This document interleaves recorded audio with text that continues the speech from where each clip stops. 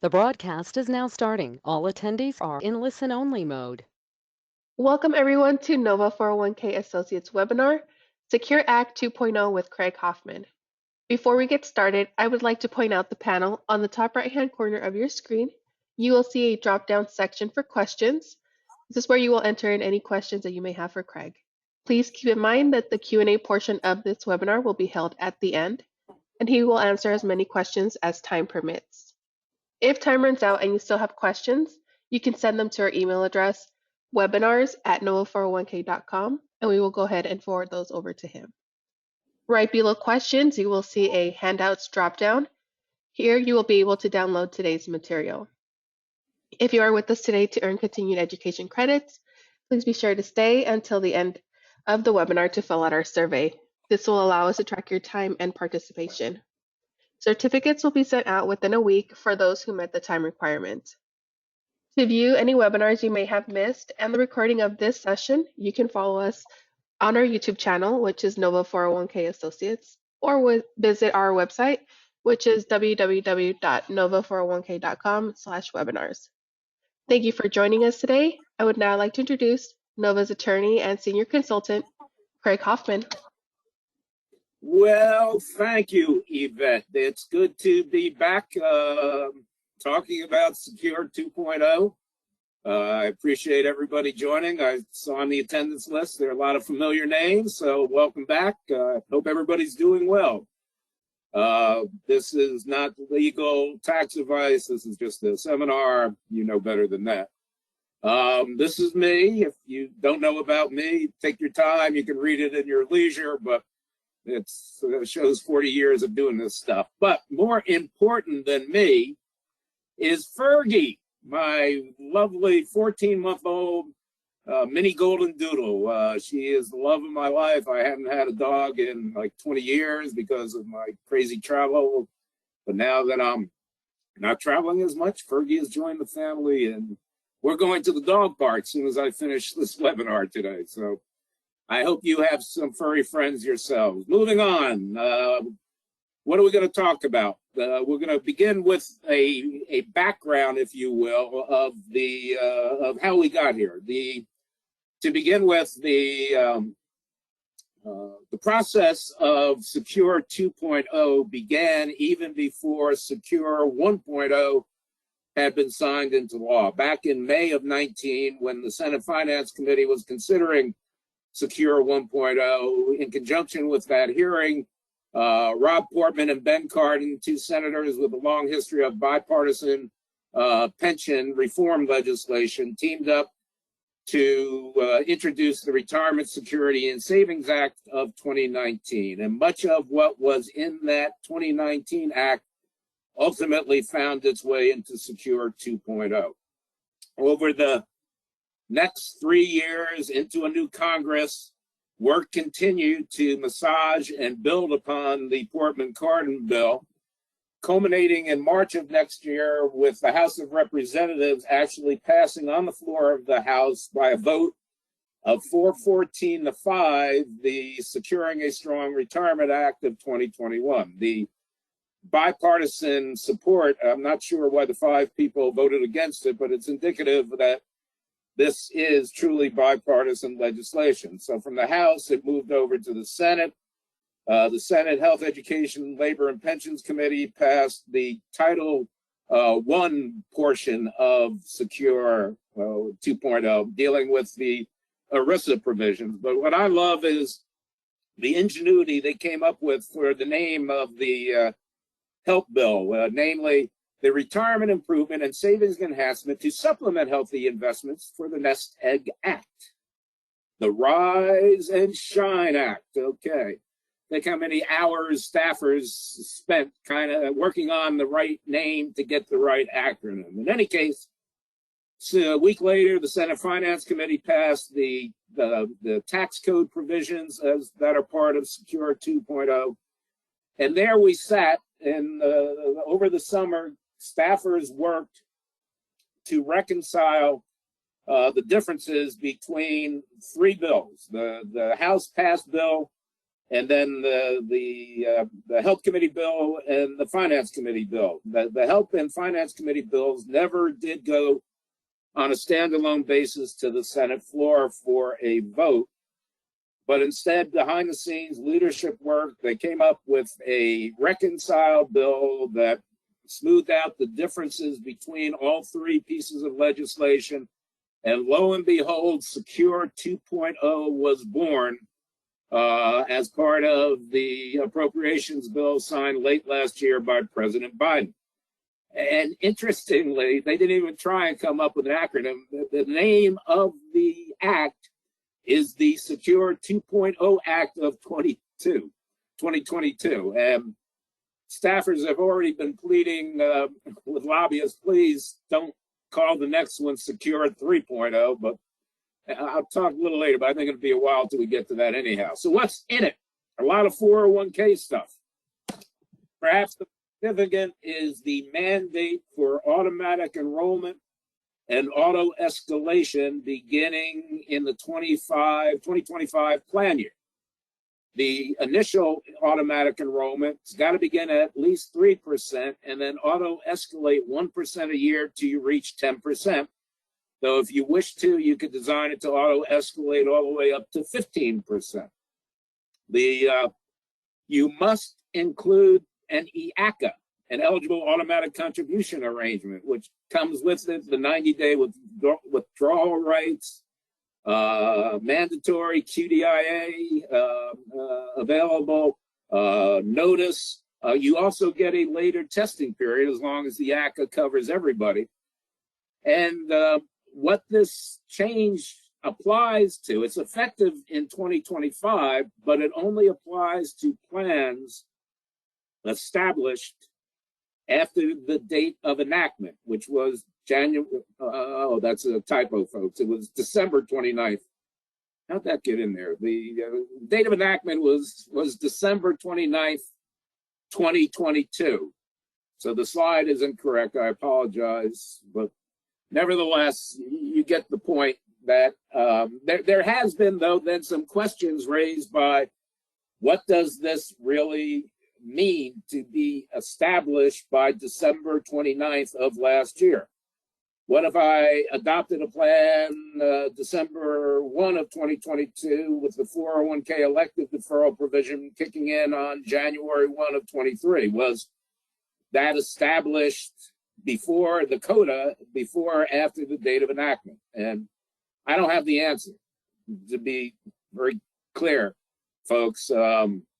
We will need some guidance on that. Obviously, we got a couple of years to get that guidance, but that is one issue that has been raised.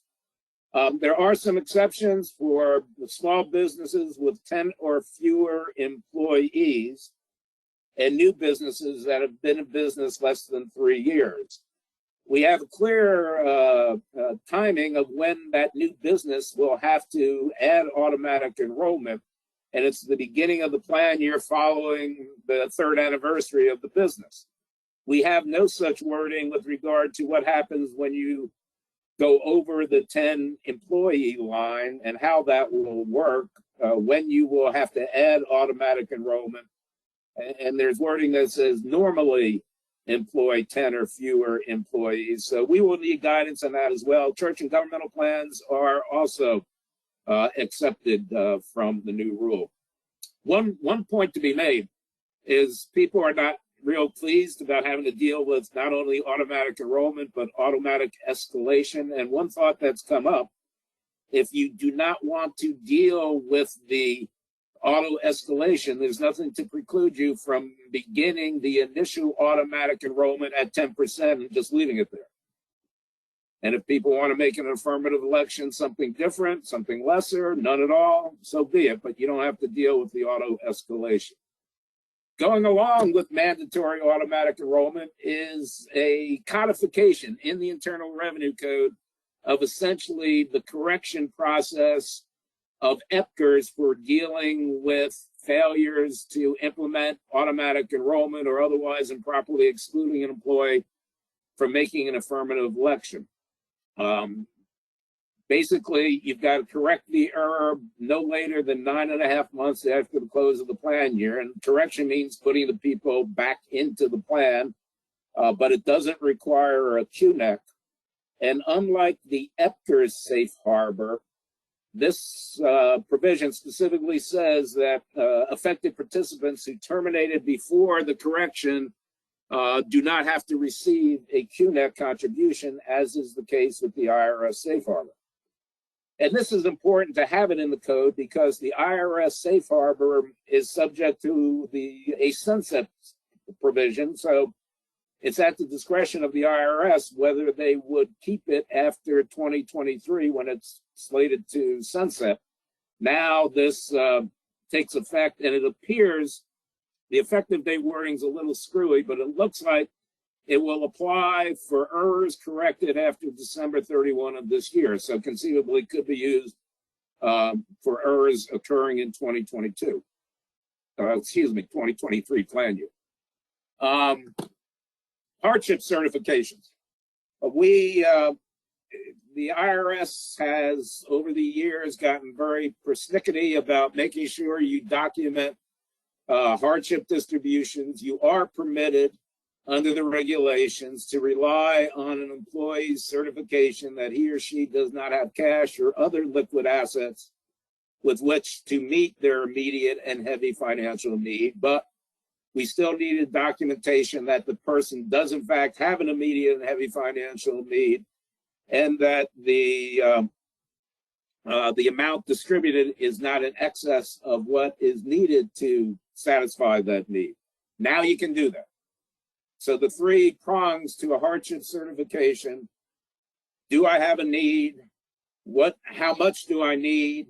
And do I have other resources? Can all be certified to by the participant for plan years beginning after December 29th, 2022. And there is some concern out there. Similar changes are made with respect to 403B and 457, but the concern out there is that this is going to become the wild, wild west, where one employee nudges the other and says, hey, I just got $10,000 by telling them my kid was going to college, and guess what? I just got this new boat that's fantastic. You should try it. And there is wording that in the statute that says the IRS can write regs to deal with misrepresentation by employees or circumstances where the plan administrator has actual knowledge to the contrary of the certification. So there are some limits. I've spoken with people who are not all that excited about immediately jumping into this. I've spoken with others that this will answer a lot of headaches they deal with in trying to process hardship distribution. So it can cut both ways. EPCRs.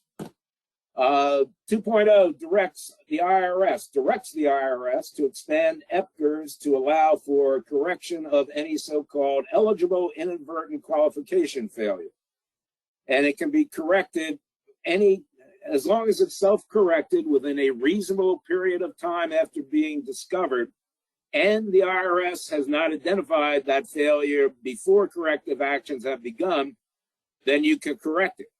And so, in effect, extends the self-correction period indefinitely, at least until you hear from the IRS.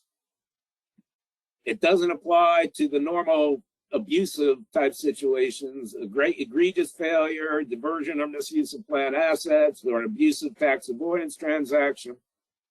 And it must be corrected in accordance with the general principles of EPCRs. Now, there are questions raised on this. One being, is this immediately available since it directs the IRS to expand EPCRs in this fashion? And I don't know. I think it might be a little aggressive to move forward before guidance. Guidance is due within 2 years of the date of enactment, but nevertheless, some are considering this already in effect. I'm worried about how the IRS might write this up in EPCRS as being more restrictive than perhaps we are thinking it will be, or Congress thought it will be. So it is what it is. It also directs the DOL to accept loan self-correction under EPCRS to be sufficient for the voluntary fiduciary correction program, and it directs the IRS to open EPCRS for inadvertent failures made with respect to IRAs. De minimis financial incentives. What 2.0 will do is allow an employer to dangle a tchotchke of sorts in front of the participants in order to encourage them to save more. Behavioral science studies show that small de minimis rewards can lead to behavioral changes of a significant proportion. And so the idea is we'll hold a drawing every month, and the employees who contributed at least 2% of pay for the entire month will be entered in the drawing. And the winner, or we'll pick two winners who each get a $50 Starbucks card. You know, whoopee! But people will actually do that. And up until now, this would violate the contingent benefit rule, that no benefit can be contingent on whether or not you make an elective contribution to a plan other than a matching contribution. Now you can have these de minimis little incentives. Keep in mind, however, that if you give the employee cash or a gift card, the IRS, if the employer does that, the IRS does not view that as a de minimis fringe benefit, and therefore must be reported as taxable income. If you give the employee a pound of Starbucks coffee instead, then I think that can be a de minimis fringe benefit. So there's also a question, well, what about the financial advisor on the plan? Can he or she provide the incentive? And it wouldn't be taxable, but there are some securities law implications, and I believe the SEC has some guidance on what would constitute a de minimis gift, if you will, to a client of a financial advisor. So I would recommend you take a look at that. I'm not and don't profess to be a securities lawyer. Rothification was a big part of this bill. Why was it so big? Because it paid for everything. It was estimated at one point to raise $38 billion, which makes up for all the lost tax revenue that other provisions in Secure 2.0 lose. And the goal was to make this bill paid for. So it didn't lose revenue, didn't make revenue, and so everything had to add up. And by Rothifying catch-up contributions, as well as allowing Rothification of non-elective and match, that's where the money comes. And so this will begin next year, where employees whose FICA compensation from the employer in the prior year exceeded $145,000 will only be permitted to make catch-up contributions on an after-tax designated Roth contribution basis. This was originally going to apply to everybody. The thought was to still give at least some choice to some people, and they came up with this $145,000. It was actually an amendment to the finance bill, and it was designated to be whatever dollar limit would be available by money raised by a separate revenue raiser on conservation easements. Long story short, it is what it is. So we've got this now hanging out there, dollar limit. It's based on what you receive from the employer, the same employer in the prior year. So conceivably, you should have some idea, though obviously it might not even be available by day one of the year. So there may be a need to allow some reclassification as part of any guidance. And the $145,000 is FICA wages, as defined in Code Section 3121, which means that if I'm a partner in a partnership that's sponsoring this plan, my pass-through income is not subject to 3121 taxes. It's subject to self-employment tax. So it seems like partners will still have that opportunity because they don't have 145,000 in FICA wages. Now that doesn't make any sense. And I would suspect we'll see a change to that. The only question is whether to be retroactive or prospective at some point down the road. It's also not clear how this will affect recharacterization of a elective deferral into a catch-up contribution as a result of a failed ADP test. Right now, if you fail an ADP test and a person is catch-up eligible who's going to receive the corrective distribution, then if he or she is catch-up eligible and there's room in their catch-up limit for more money, you must recharacterize that elective deferral as a catch-up contribution and leave it in the plan. Well, does that mean we are recharacterizing it from pre-tax to after-tax? And if so, when is it taxable? So there are a lot of questions there. But the real kicker, the favorite one, is that last bullet on this page. In their rush to put this in, Congress screwed up and eliminated the ability of anybody to make a catch-up contribution beginning in 2024.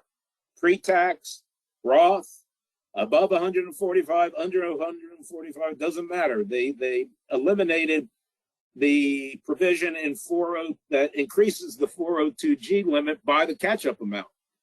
So you're stuck with the 402G limit without catch-up, and that's where we stand. ASPA raised this issue a week or two, maybe last week, and the expectation there'll be a technical correction to fix that.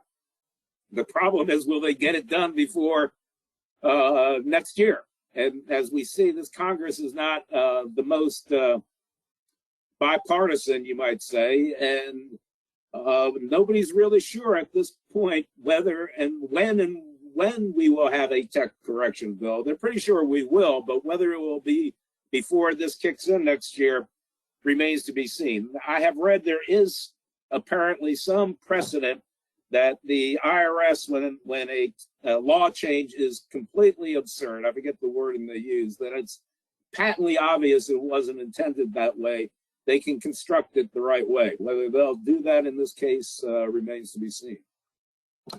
The other ratification is this new provision allowing an employee to designate the non-elective and/or matching contributions made on their behalf as Roth contributions. Now, the wording's kind of screwy, but it appears that it applies only to vested amounts, but it's not clear whether you've got to be fully vested to make this election or can elect it with regard to a portion, to the vested portion of your contribution. It's also not clear whether this is mandatory for plans that offer a designated Roth contribution account. There are a few of us who have looked at this, kind of like the catch-up contribution rule, and read the wording in 402 Cap A that they put in that seems to imply that the employee, if you've got a designated Roth account, you've got to give the employee this election. Now, the legislative history doesn't support that. The legislative history seems to imply that it's up to the employer whether they want to add this as an optional feature. This is available for contributions made after December 29th of last year. And with that said, I don't know anybody who's ready to record keep this. It's going to require coordination between the record keepers, the TPAs, probably the payroll providers as well. But with that said, I've already had anecdotally reports of plan sponsors who read about this and say, hey, I want that, you know, give me some more Roth. And as you might guess, it's typically medical practices, law firms, the usual suspects. So it's out there, but I don't know. There's a lot of question marks about it that may need to be answered before we really can move forward. Catch-up contributions for this. The catch-up contribution will be increasing only for people who are age 60, 61, 62, and 63. This is effective next year. So beginning next year, if you are one of those ages, your catch-up contribution limit is increased by 150%. It's the greater of 10K or 150%, but the current 2023 limit is 7,500 catch-up, and 150% of that is 11,250. So I think it's always going to be greater than 10 grand. And obviously what the limit will be in 2024 will depend upon what the COLA adjustment is as we reach 2024.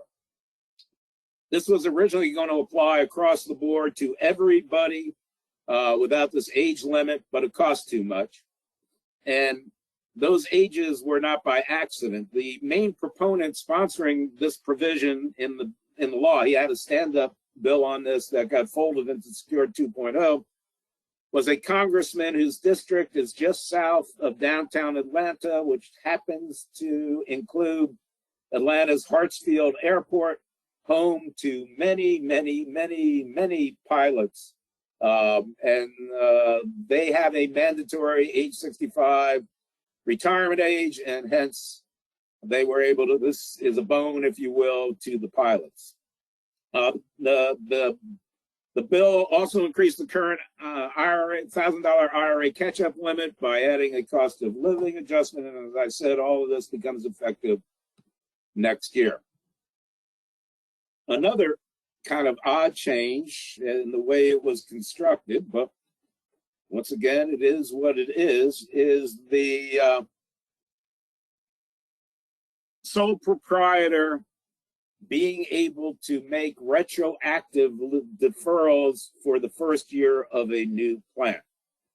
As you may recall, Secure 1.0 permits an employer to adopt a new plan by the due date of its tax return without extension and treat it as having been established on the last day of the tax year. What 2.0 does is allow sole proprietors who have no employees, so it's just a single person sole proprietorship, to make elective deferral contributions for the first year of the plan, make that election and contribution as late as the due date of the sole proprietor's tax return.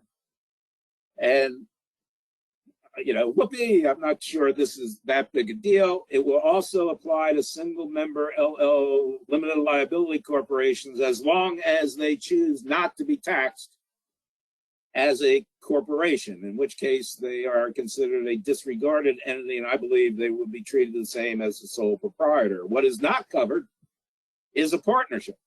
You know, the whole idea of sole proprietor doesn't know what his or her income is until the year is over. And this is sort of a little bone for that. Well, same is true with a partnership, but they didn't include them. Again, single member LLCs with no employees. It is effective for plan years after December 29th, 2022.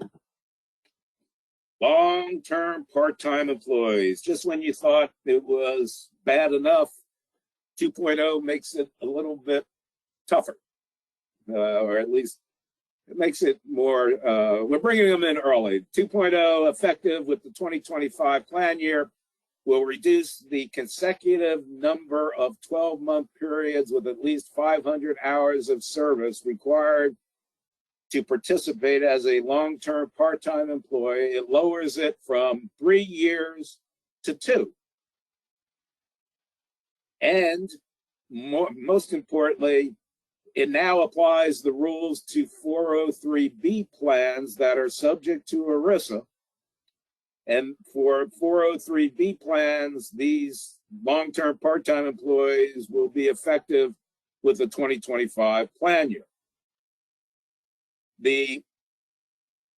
It's going to be interesting with the 403B plans. One is determining which plans are subject to ERISA.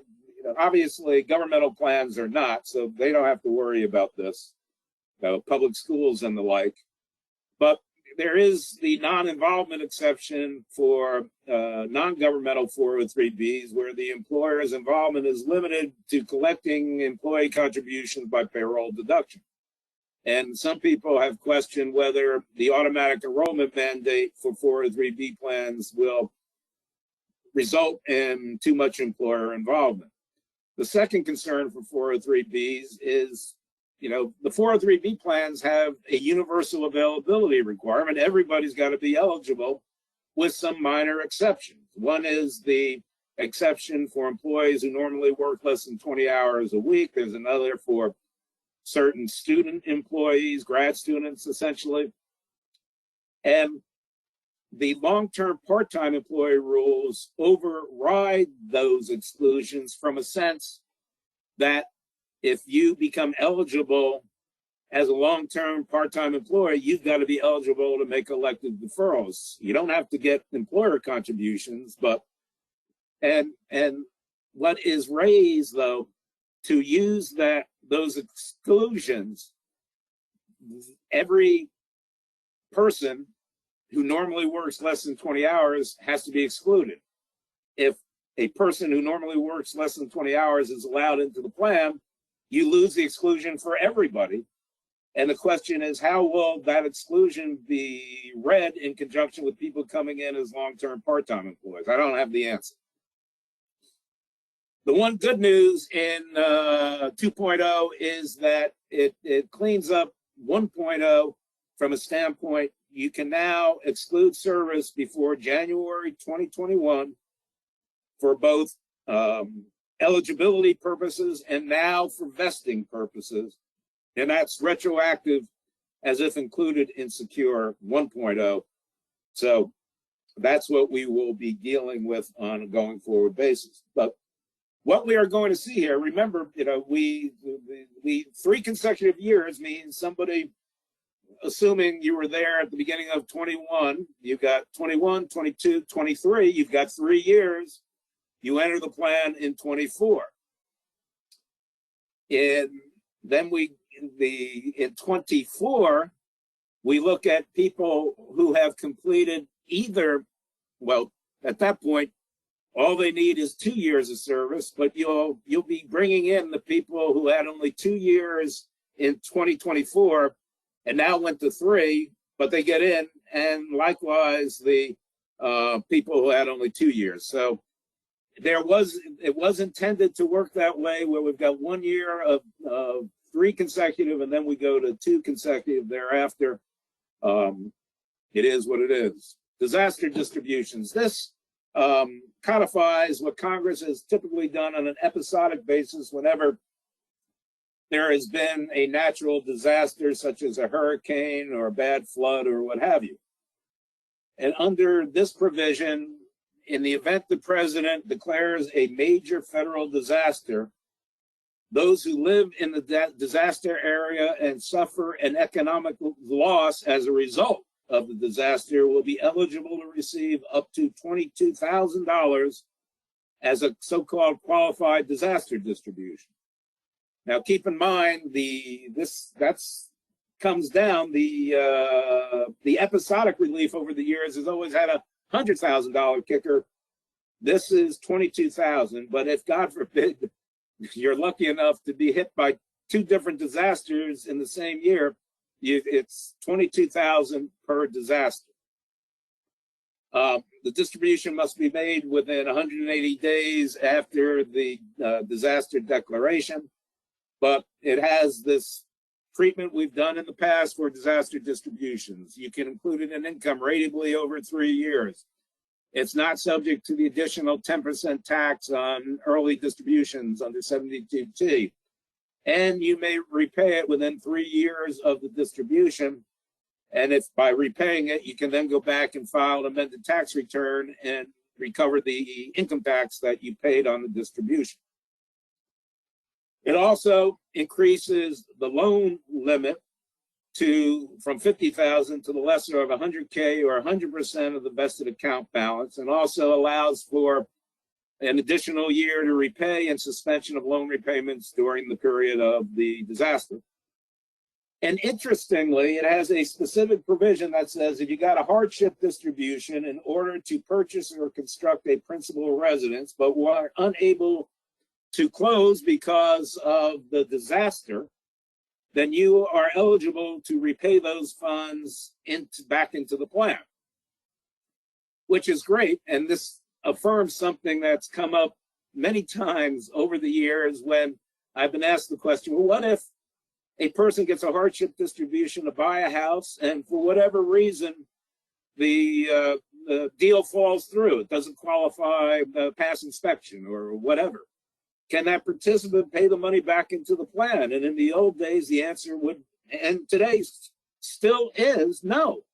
If it was a bona fide distribution, then it's not an eligible rollover distribution. And IRS has said that at conferences over the years, in past years, when they used to actually answer questions at conferences, but I digress.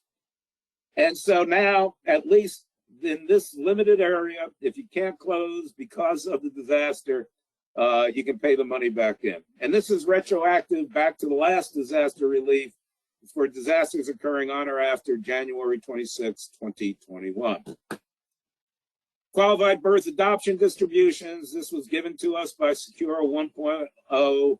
If you have a child or adopt a child, you can get a $5,000 distribution. It's taxable, but exempt from the early distribution tax. And you can repay it back into the plan. Secure 1.0, however, did not put a time limit by which you had to repay the QBAD. 2.0 places a 3-year limit.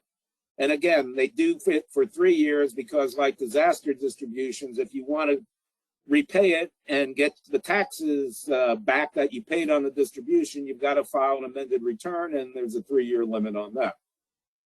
And this is retroactive, so it applies to all previous QBADs made under Secure 1.0 with regard to the 3-year limit of repayment. Personal emergencies. This was a big theme in Secure 2.0. Their studies have shown that many American workers do not have sufficient funds available to them to meet an immediate household emergency. Your hot water heater goes out. And I can tell you, my hot water, about 3 weeks ago, I woke up, walked out of my garage to a puddle of water. And so I needed to get a new hot water heater. It set me back about $1,000. And I had a credit card, but not everybody has a credit card with $1,000 available. And so Secure 2.0 looks at this dilemma 2 different ways. This first one is the simple approach. And what it essentially says, you can get out of your 401k account without violating any of the in-service distribution rules up to $1,000 for the purpose of meeting an unforeseen or immediate financial need necessary for a personal or family emergency. The participant can certify that he or she is eligible. There's only one emergency distribution permitted each calendar year. It is an optional feature that may be, but does not have to be added to the plan. But if it's basically an optional form of distribution, and therefore it's subject to the anti-cutback rules of 411D6 unless and until the IRS amends those regs to provide an exception. So if you put it in, you're going to be stuck with it, at least for the time being. Again, it's taxable, but exempt from withholding and the 72 early distribution penalty tax, 3 years to repay. If you get a distribution, you're not eligible to get another distribution for 3 years unless you repay the original distribution, or over the period of time you've contributed elective or after-tax voluntary in an amount equal to the emergency distribution. So that's pretty simple. That's pretty straightforward. It's just another distribution event. This is the more complicated version, the so-called pension-linked emergency savings account. This is only offered to non-highly compensated employees. And the idea is you would set up a dedicated bucket, a savings account within the plan that would be invested in a principal preservation type investments. And then employees can elect to contribute, or the employer can automatically enroll that employee at contributions to this savings account. The contributions are capped at $2,500. That's the maximum that can ever be in that account. It's not on a yearly basis. So once you reach that account, any contributions that would otherwise go in are instead transferred to a Roth account. The contributions themselves to the savings account are an after-tax Roth account. The first 4 withdrawals during the year may not be subject to any fees or charges, and you must allow an employee to make a withdrawal at least once a month. And then the kicker is that these contributions must be treated the same as elective deferrals. So they qualify for matching contributions if the plan otherwise is making matching contributions, and would be included in the ADP test. I think this is going to need a lot more work on the pipeline, on just figuring out how this can be done and whether it's really worth it, to be honest. But we will see. Certainly somebody's going to want it. Starter 401k and 403b plans. This is intended to be a competitor, if you will, an answer to the state mandated payroll IRA savings plan, payroll-based deduction savings plan. The idea is this is a 401k plan with a limit the same as the IRA limit, which it was $6,000 in 2022. This limit is still $6,000, even though the IRA limit went up to, I believe, $6,500 for the current 2023. This starts at $6,000, but it is subject to COLA. And you must automatically enroll somebody at between 3 and 15%. But the idea is you can contribute $6,000 plus $1,000 catch-up with no ADP test. So it's basically a type of safe harbor plan that doesn't require a safe harbor contribution. It requires automatic enrollment and a lower limit, but it is subject to ERISA, unlike the state mandated plans. You've got to file a 5500. You're subject to ERISA protections. Employees have that available, and it's effective next year. Oh, one last point. The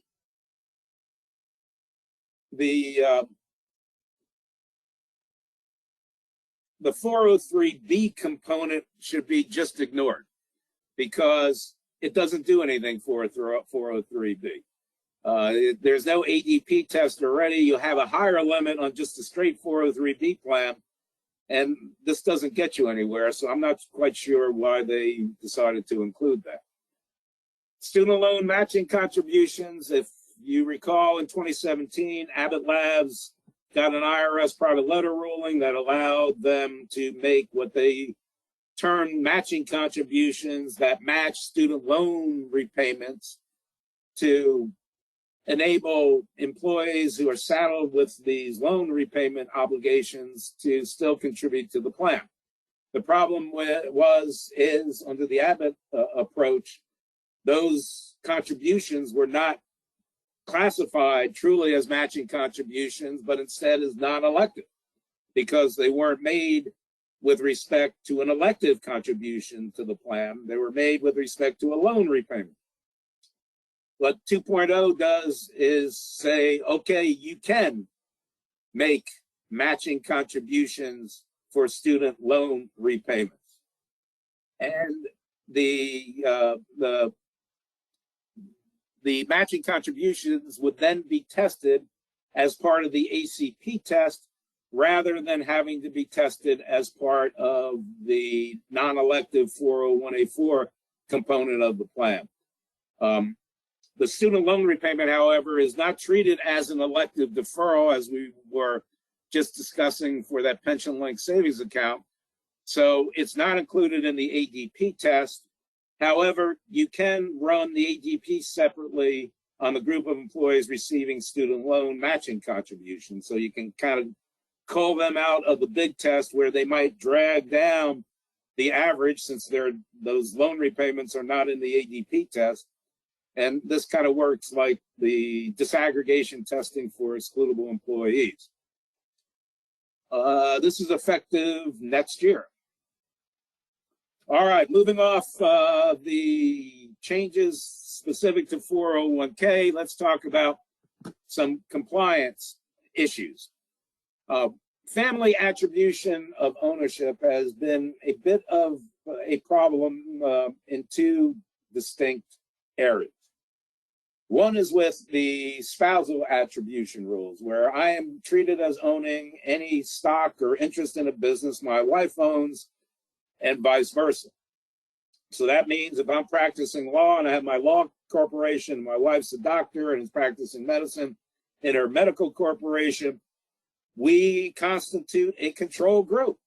Even though we have nothing, we might not have anything to do with each other, unless we would qualify, unless we meet the spousal non-involvement exception. And this was carved out in the code to deal with that kind of a situation where my wife has her business, I have mine. So if I have no direct ownership in her business, she is not a director or employee of, I'm not a director or employee of her business. No more than 50% of the income of her business is from passive activities. And there's no restrictions of her disposing of her interests that are in favor of me or a minor child. So she can sell it if she wants to. I can't control that. Then I would not be treated as owning her stock. And if she's the same way with my business, she wouldn't be treated as owning any of mine. And voila, we're not a control group. The problem, however, is in community property states. And I believe there are somewhere in the neighborhood of 10 or 11. Some of the more famous ones are Texas, California. I just did a webinar for the Seattle Western Pension Conference, Washington State's another. And in community property states, the non-involvement exception is not available because in a community property state, one spouse is treated as the actual owner, direct owner of the other spouse's property. Unless you have a specific agreement to the contrary, but that carries with it significant issues with regard to estate planning and in case there's divorce and the like. And so Texas, California, you can never qualify for the spousal exception, but now you can, beginning though next year. What Secure 2.0 provides is that the community property laws are disregarded in determining ownership attribution for purposes of control groups and affiliated service groups. So this will make it much easier to satisfy the non-involvement exception in community property states. It also deals with another family attribution mistake, though it's been on the books for many years, and that is if I own a business and my wife owns a business and we qualify for the non-involvement exception and we live here in Florida that's not a community property state, nevertheless, if we happen to have a minor child, our two businesses are a control group. Why? Because the minor child is treated as owning 100% of my stock in my business and 100% of my wife's stock in her business. And lo and behold, that child is the 100% owner of two businesses, making it a control group by attribution. The new law does away with that and essentially says that ownership attributed to a minor child from each parent is not attributed to the parents. That is not attributed under the spousal attribution rule, is not attributed under the child parent rule. And again, these changes are effective next year. So you have time to plan for it. I've actually had some calls from people who were concerned that they've got two spouses in a community property state and they have been running a single plan jointly sponsored by both entities. What happens when this law kicks in? Well, it becomes a multiple employer plan. I don't see any way around that. Well, I shouldn't say that. There is a way around that if you do not want to lose your control group status. Just fail the spousal non-involvement exception.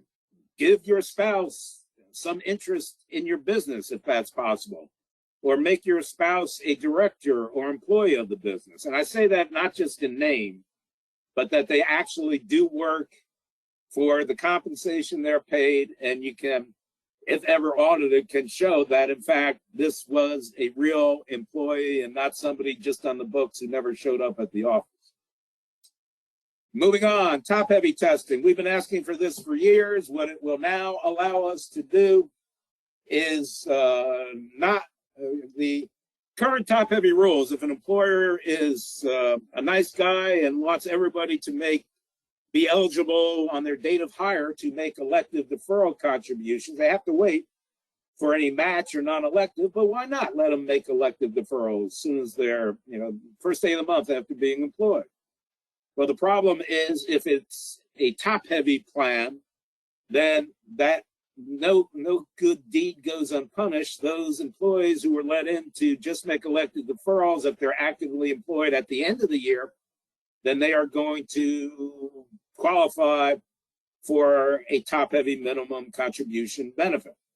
Under Secure 2.0, defined contribution plans will no longer have to provide top-heavy minimums to these employees, to the so-called otherwise excludable employees, i.e. an employee who has not completed age 21, attained age 21 and completed 1 year of service. Again, effective in the 2024 plan year.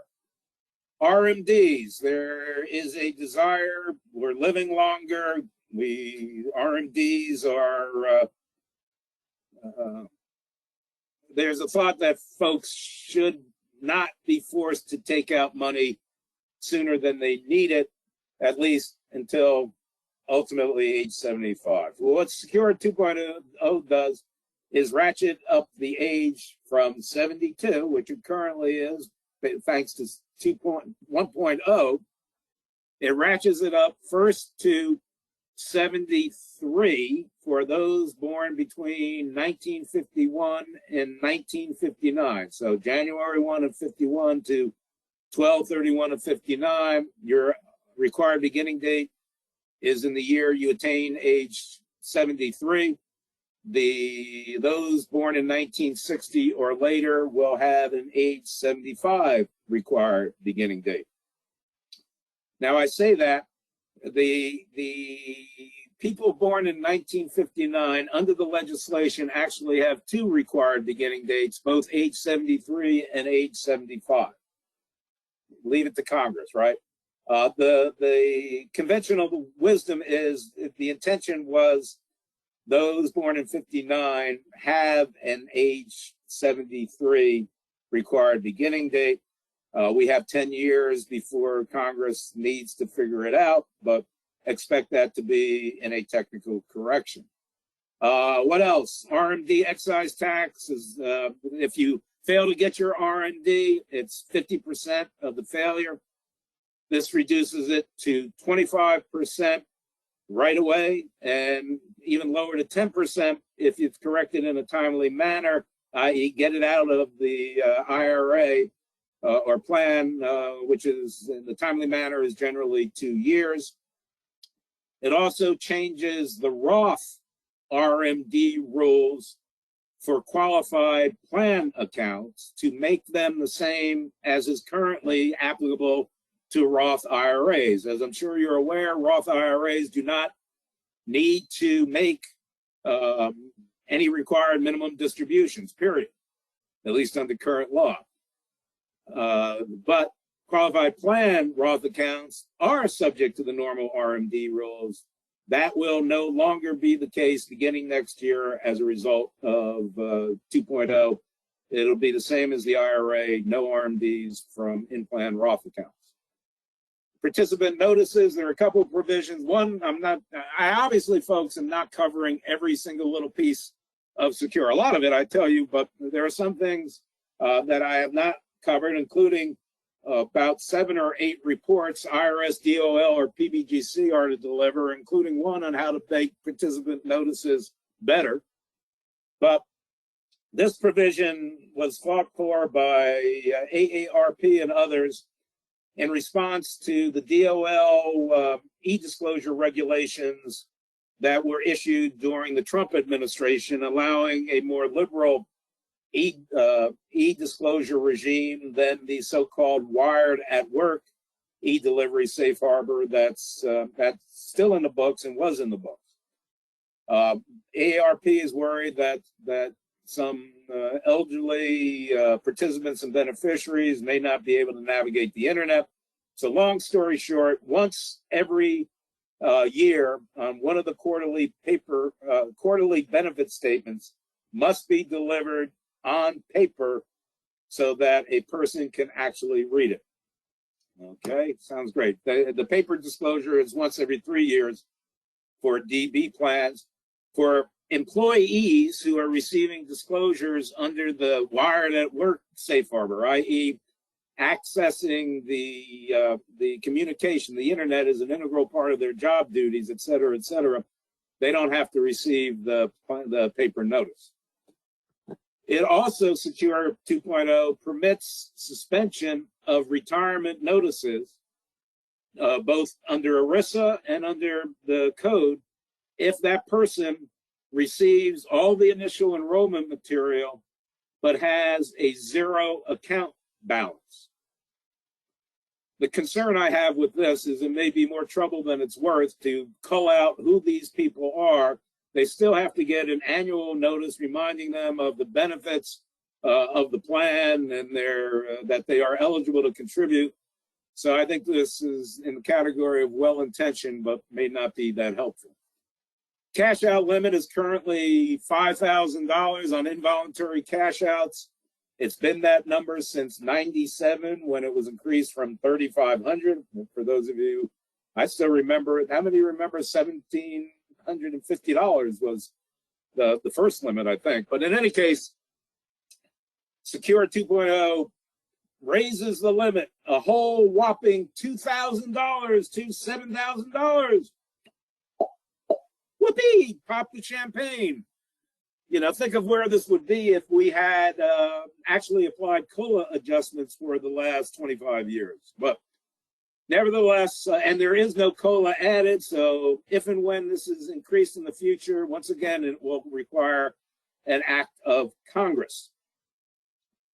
The DOL under the law is directed within 2 years to create a retirement savings lost and found database.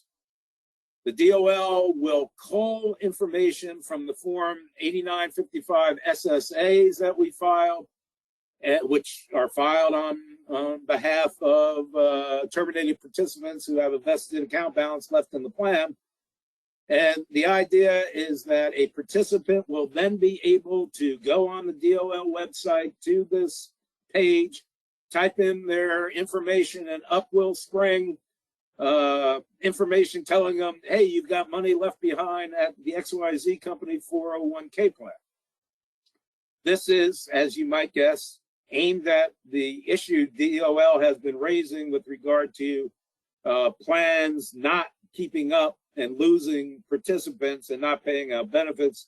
This is supposed to facilitate that. What it did not include, a provision that had floated around in earlier versions of this lost and found database, which would have required $1,000 cash out, involuntary cash outs, to be transferred to a fund administered by the DOL, which would have made them the largest asset manager in the United States had that gone through. Thankfully, that was not included.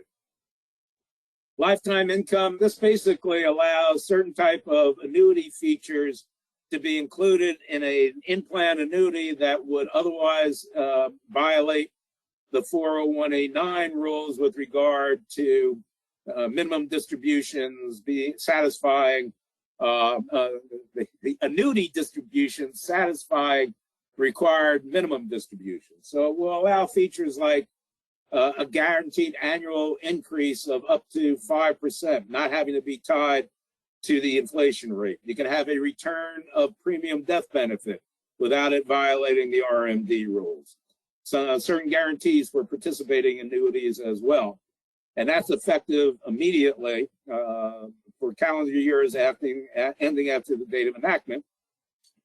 It also increases the QLAC limits by removing entirely the 25% account limit and increasing the dollar limit from, I believe it was 145,000 previously. It goes up now to 200,000. Plan overpayments. This has always been of some concern when a plan makes a mistake and pays out too much to a participant. IRS has always said that's a qualification defect. You're failing to follow the terms of your plan. DOL says you've got a fiduciary breach as well. And over the years, folks have gone after the overpayments, but that resulted in some complaints of employers disregarding participant hardships caused by collecting these overpayments. Certain practices, in particular DB plan overpayments, where a DB plan may have mistakenly paid somebody an extra 100,000 over 10 years, and they're going to recoup it by cutting off any payments for the next 2 years till they get to that 100,000 back, leaving the pensioner with no money. All of that led to first the IRS and in EPCRS in 2015 and DOL and certain guidance as well, made it clear you don't always have to recover the money. Well, 2.0 takes it even a step further by making it absolutely clear fiduciaries do not have to do that. They can consider the potential hardship. Secured 2.0 doesn't eliminate the need to make up for that overpayment by the employer or somebody else, and it's still a qualification defect, but the EPCRS procedures, this is particularly applicable to DB plans.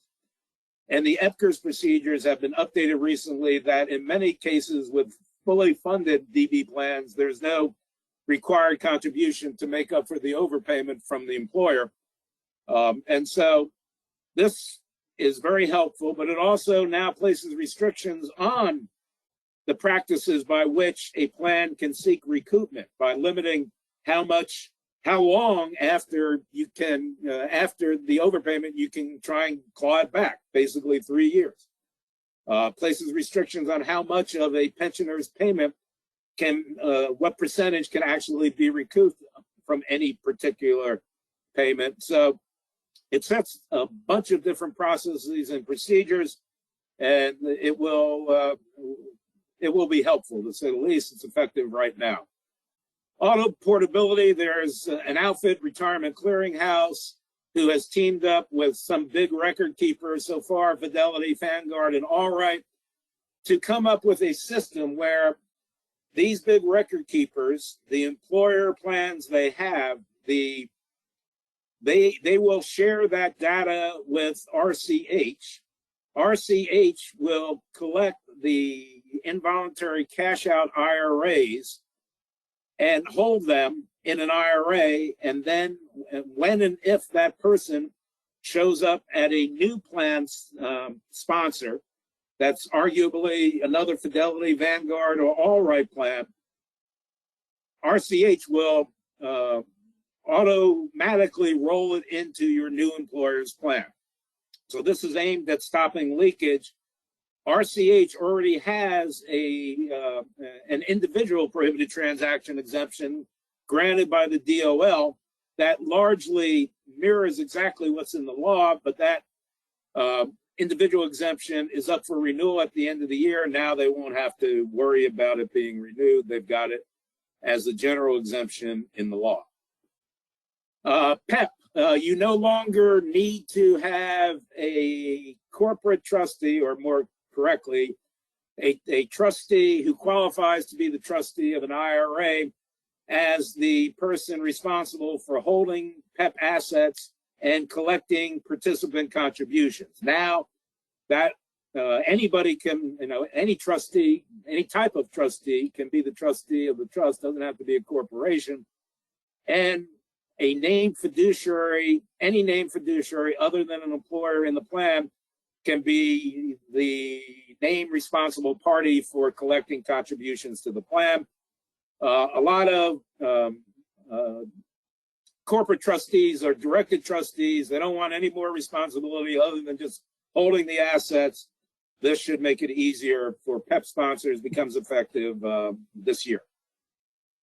Mixed asset class, this fixes a problem that's been on the books since the 404A5 disclosures for directed investment plans came about, 20 years ago. There were complaints that if you had a target date fund, but the benchmark had to be a broad-based securities market index, that was inappropriate to judge it against the target date fund. It should be a mixed asset class that includes both bonds and equity. Secure 2.0 directs the DOL to allow for target date funds using a benchmark that's made up of a mixed asset classes, not a broad-based securities market index. Again, a problem that I think nobody is really that concerned about at this point, but they sometimes remember. Statute of limitations on the excise tax, the RMD excise tax. Previously, it only began to run when you filed Form 5329, which is the form you pay your excise tax. Typically, nobody files that form if they don't pay the tax. Now it will run, the statute of limitation begins for the income tax return of the year in which the act or failure to act gave rise to the excise tax. 403B MEPS, you can now have a 403B plan set up as a pooled employer plan effective this year. I was still working at ASPA as a lobbyist. We tried to get 403Bs into 1.0, but it was too late. The cake was baked. They weren't going to open the bill back up to further amendments. And so this is kind of cleaning that up. It also makes clear that Secure 1.0 allows a group of plans that have similar attributes, same menu of investments, same trustee, yada, yada, yada, to file a single Form 5500. What Secure 2.0 makes clear is that only plans sponsored by large employers in the group of plans will be required to have a plan level audit to accompany the single 5500. Again, I'm not sure that's that big a deal. DB plans, for accrual purposes, allows you to project a reasonable interest rate not to exceed 6%. That will make it much easier to satisfy the backloading rules, because the IRS position has been, if you're using a market rate, a variable rate of interest, that's the rate you project forward. So in some years it might be negative, and other years great. And that really whipsawed the funding and accrual rates. So that's good. Funding notices will need more information. Variable rate PBGC premiums are frozen at $52, though I'm told some other caps really make this irrelevant. And lastly, if you're in a DB plan that has a lump sum, a window to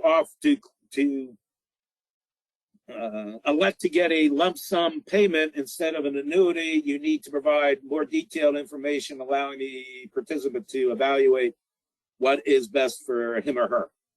403Bs, harmonizes the hardship distribution rules for 403Bs with 401Ks. So beginning in 2024, hardship distributions from 403Bs can now be made from earnings, from QNEX and QMAX. You don't have to, but if you want to, you can do that. 403Bs are also permitted to invest in collective investment trusts under 2.0. But wait,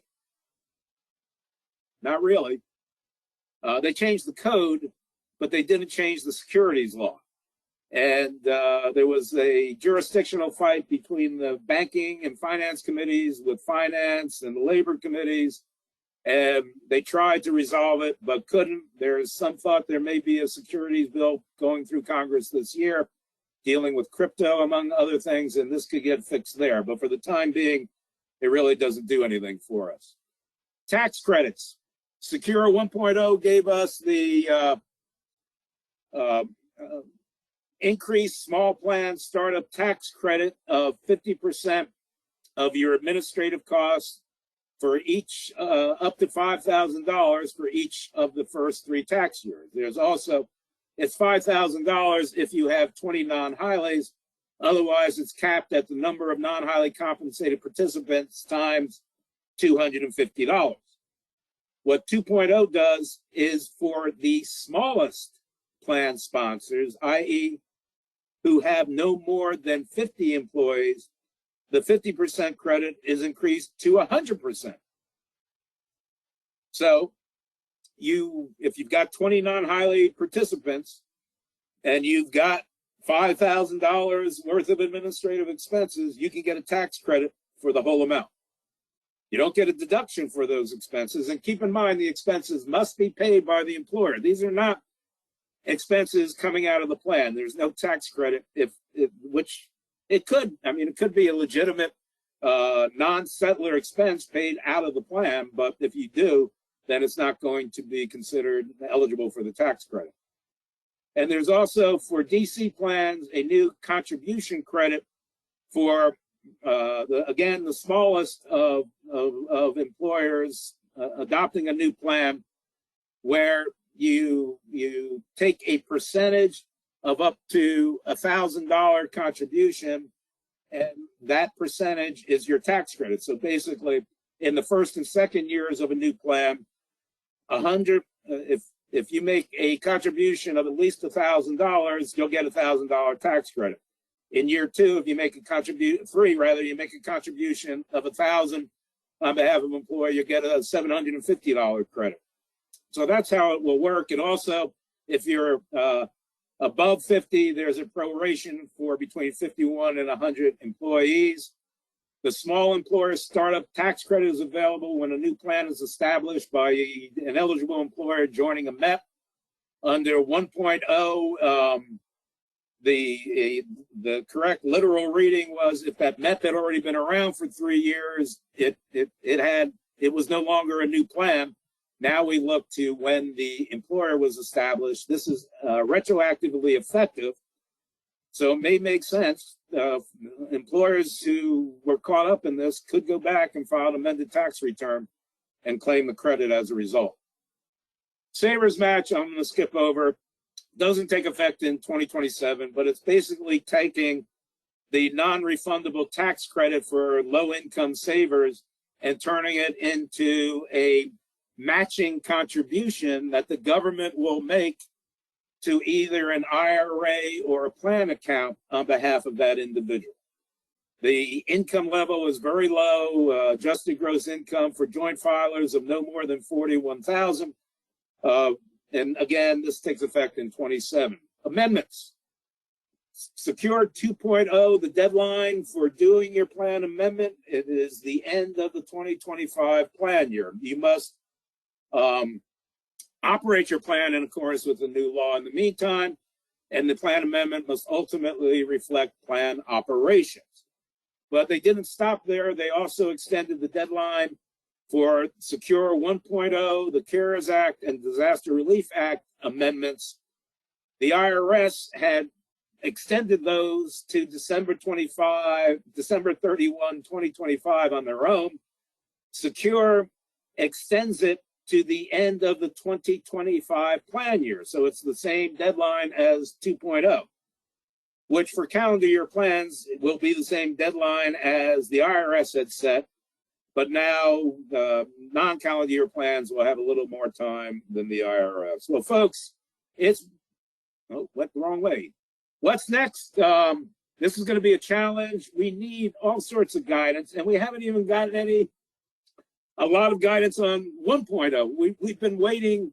I think it was last June that the guidance plan indicated the IRS would be putting out long-term part-time employee guidance. So don't hold your breath, and we may just have to do the best we can. And with that, I'll stay for at least 10 minutes and take some questions and see what we can get to. Go ahead, Yvette. All right. For our first question, regarding the pension-linked emergency savings, is this an optional feature or a required feature? Optional. Don't have to add it.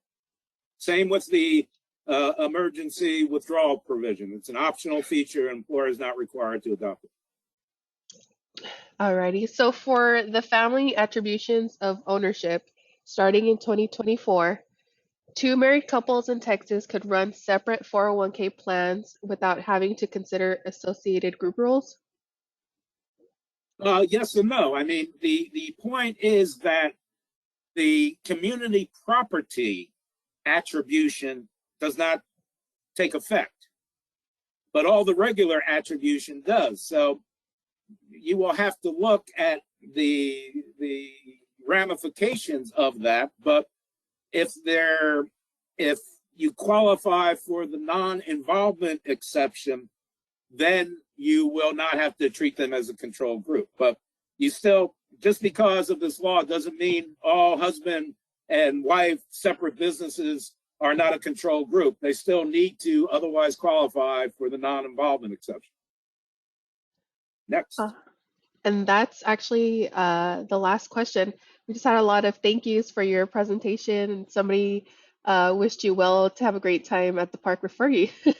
It's even better, folks. It's the Brewhound Dog Park. So there might be just a frosty beverage in my future. And I'm here in Jacksonville, Florida. It's supposed to be 68 degrees and sunshine. So after I do one of these, I'm wasted. The adrenaline starts going. So there's no point doing anything in the way it works. So this was great. We're going to probably do some more webinars over the weeks and months ahead, focus more narrowly on certain aspects of Secure 2.0.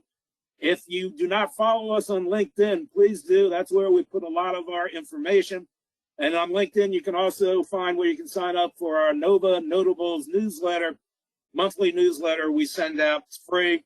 I write a monthly column for it, so we'd love to have you subscribe. But otherwise, I wish you the best of the rest of the day, wherever you may be. Awesome. Thanks, Craig. Just a reminder to everyone to fill out the survey. It'll pop up at the end of this webinar. This will allow us to track who will be needing a certificate. If you do have any follow-up questions, go ahead and email us webinars@nova401k.com, and we will forward that over to Craig. To view any webinars you may have missed in the recording of this session, you can follow us on our YouTube channel, which is Nova 401k Associates, or visit our website, which is www.nova401k.com/webinars. Thanks again, Craig, for your time today, and thanks again to everyone for joining. We hope you enjoy the rest of your day. Bye. I hope you enjoyed it. I loved it. You know me. I'm just here to have fun. Bye, everybody.